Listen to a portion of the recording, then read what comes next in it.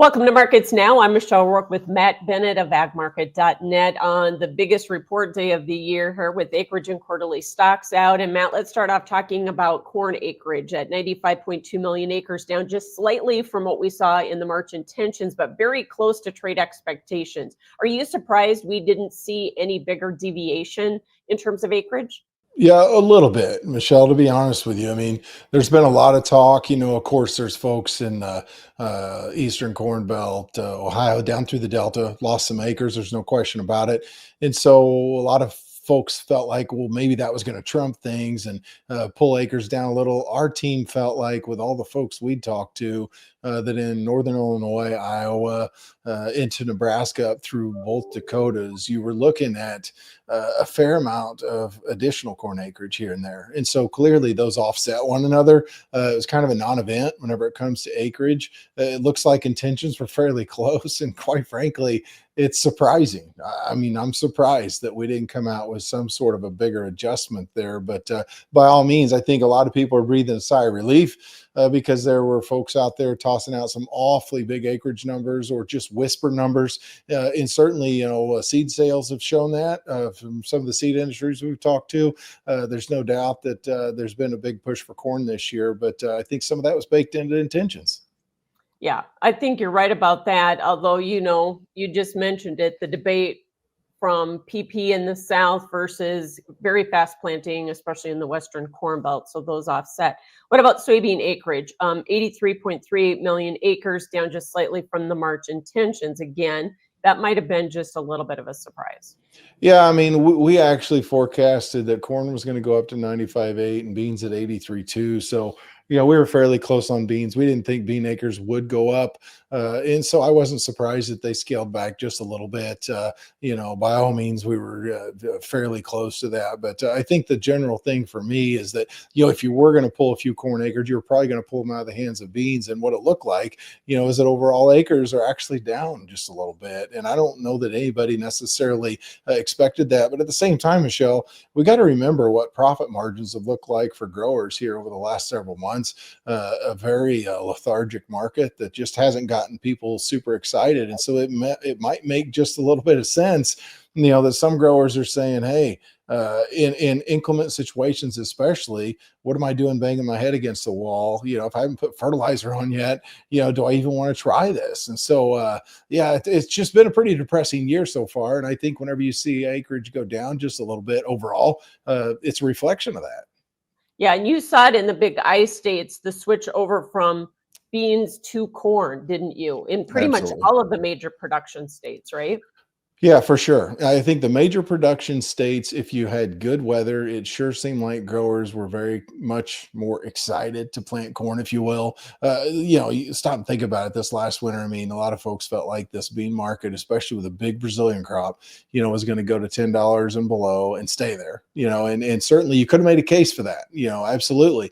But at the same time, I think, the weather was a big play as far as this went. I mean, you got in fairly early. They were able to get a lot of acres in the ground, and so then that's probably where you picked up some of those acres in those parts of the Corn Belt that you lost in other parts, is that people were able to get going and things were going good. And from a profitability standpoint, a lot of growers felt like corn might work better than beans, especially when beans were languishing at $10. So I believe that explains a lot of kind of where we come from. But yeah, 25 out of 28 states down on soybean plantings. I mean, that's pretty incredible. Yeah, and you and I have talked about this all season, the reasons why. All right, so let's move over to quarterly stocks, because here's where we're going to get into an interesting discussion. Quarterly stocks on corn, 4.64 billion bushels, in line with trade estimates, but down over 350 million bushels from last year.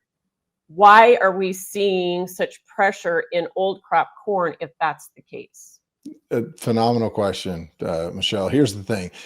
If you looked at basis, if you looked at spreads, I mean, I'm talking basis over, in the Western Corn Belt. It's been good in areas. So, Iowa, you've got ethanol plants everywhere you look. But, like in North Dakota, we've heard a lot of folks say, hey, there's a lot of old corn sitting around here. Basis is horrible. You go over to the other side of the Corn Belt, though, you get into Indiana, Ohio. There was people last week getting $5 for cash corn in the state of Indiana. And so clearly there's parts of this Corn Belt that there's just not much much corn sitting around anymore. 4644, quite frankly, that's a good number, Michelle. What that does is it says, hey, what we all thought was the case as far as disappearance was concerned actually is the case. And so we didn't get any bearish surprises here. Basis and spreads would have tried to tell us, that we would get a bearish surprise. And so, that leads us into this July report coming up. I don't know how you don't take exports higher again, at least 50 million bushels, maybe more. You're probably looking at a 1.3 carry or somewhere in that neighborhood, maybe even a shade below that. Then the more interesting discussion is what's the USDA do with new crop exports? And I don't know that they'll touch them just yet, but with this big Brazilian crop, we do have to expect you're going to see a little bit of a dialing back, if you will, on U.S. export demand for the new crop marketing year. The good news to offset that, of course, is you're going to be carrying in a very, very thin amount of corn. I mean, it's just not much corn at all compared to what we produced. Whenever you see stocks to use sub 10%, and we're sitting here staring at $4 corn. I mean, it just doesn't make a lot of sense. But it's the way this market's traded, and the funds have seen no interest whatsoever, in putting weather volatility into this market. They have acted like they don't want to own corn, and that's where they're at right now. Absolutely. Soybeans, quarterly stocks, 1.01 billion bushels. So a build from last year at this time, but not huge by any means. No, not a huge build. And it was a little bit above trade expectations. So, going into the report, you had double-digit gains on the board. Coming out of the report, took those away, but really didn't do much. I mean, as you and I talk a half an hour after the report, Michelle, I don't remember too many years that you and I could have talked right after the June report, June 30th report, and seeing the markets within 2 to 3 cents of unchanged. I mean, this is typically extremely volatile trade. But again, we didn't get too far off of expectations. There was no big surprises, and it just seems status quo for right now. I mean, what do you do now? What's Mother Nature going to deal us? I mean, clearly she's been really good to a big part of the Corn Belt. The caveat would be in our part of the world, big chunks of Illinois and Indiana, super dry right now. But for the most part, most of the Corn Belt's in much better shape than most of us thought it was going to be. And, there's a lot of drought talk. There's a lot of people figuring that the Western Corn Belt would dry out this year. You had, I think it's an 89-year drought cycle, whatever it might be. But there was a lot of folks talking about it. And right now it just hasn't materialized. That's what it's going to take to get this market going. Yeah, for sure. And we haven't seen it yet. Like you said, though, end of the month, end of the quarter, on top of the report, this is usually the most volatile day of the year. So it's been really interesting to watch. Okay, let's touch on wheat just quickly. Acreage came in about as close to expectations and pretty close to last March intentions. But we did see a build in quarterly stocks by 150 million bushels over last year. That kind of is part of the pressure that we've seen in this wheat market, isn't it? Yeah, I believe so. I mean, I think this was as expected. I mean, clearly about 10 days ago, the wheat market set off on a little bit of a rally. Looks like it might have been more of a corrective bounce because last week was just not a good week. Overall, we know that we've got plenty of wheat at the present time. But at the same time, I tell you what, Michelle, this wheat market hasn't been able to see the light of day for so long. A lot of people are sitting around saying, hey, sooner or later, funds are going to come in and cover this big short position, and come in and at least give wheat a little bit of life. Is this report going to do it? Probably not. You're on the onset of harvest. A lot of folks that are harvesting wheat right now are reporting pretty good yields. I think that you're going to see a good crop overall, but unfortunately, price levels are probably not what guys want to see and gals want to see. And so, what's it going to take to break out of this? I mean, sometimes wheat breaks everything out. Wheat leads the way. I don't think that's what you're going to see here this year. If you're going to see wheat get drug up or go along anywhere, you're going to have to get it drug up from something else. And I think it would be Mother Nature with corn and soybeans. For sure. Okay, cotton, 10.12 million acres. That was a little bit above expectations. But even if you look back at the WSDA, we have been slowly eating away at these ending stocks here. We're pretty tight. So do prices need to go higher in respect of that?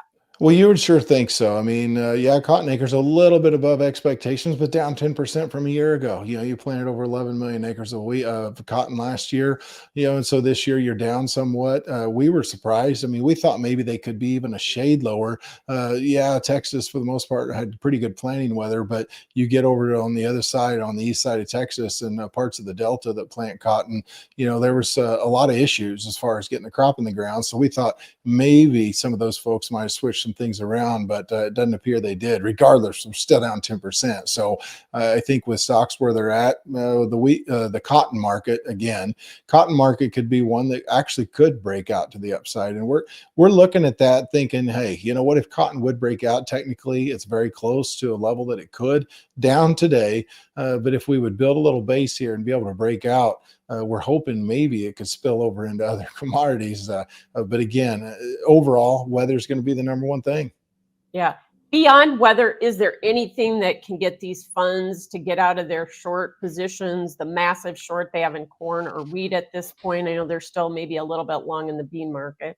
Yeah, I mean, the thing is, Michelle, is that we've gotten a lot of good news, on the renewable fuels front. I think maybe verification, that something positive is going to happen there would certainly be a stabilizing influence. I think whenever you start projecting out farther, you've got to look, for instance, at corn.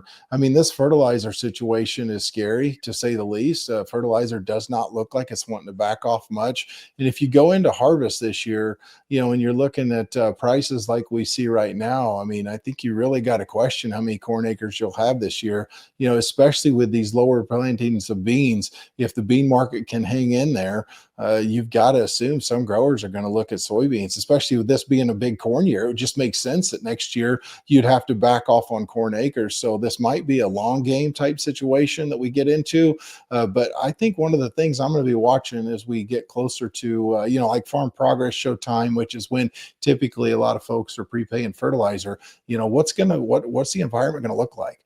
If Mother Nature doesn't do anything here and this market still stinks, I have a hard time believing we plant much over 90 million acres of corn next year. So, because I just think the economics are going to be really hard to justify. Yeah, like you said, especially with that big spike we've seen in fertilizer prices. All right. Thanks so much, Matt. As always, Matt Bennett with agmarket.net. That is Markets Now.